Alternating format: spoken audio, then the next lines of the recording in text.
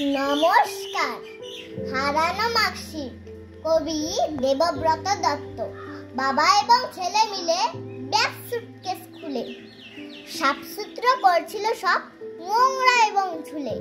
হঠাৎ বাবা, বুবাই হাতে কিসের কাগজ ওটা? বুবাই বলে, খুঁজে পেলাম এই মার্কশিটটা। বাবা বললেন, দেখি দেখি, এ কি? ছি ছি, ইস! অঙ্কে 12, ভূগোল 0, বাংলাতে 24। তোদের মতন বয়সীদের পেতাম স্টার ও লেটার। সেই সময়ের ছেলে মেয়ে ছিল অনেক বেটার। বলল বুবাই, মার্কশিটটা ভুল হয়েছে দেখা। দেখো বাবা, স্পষ্ট করে তোমারই নাম লেখা। নমস্কার।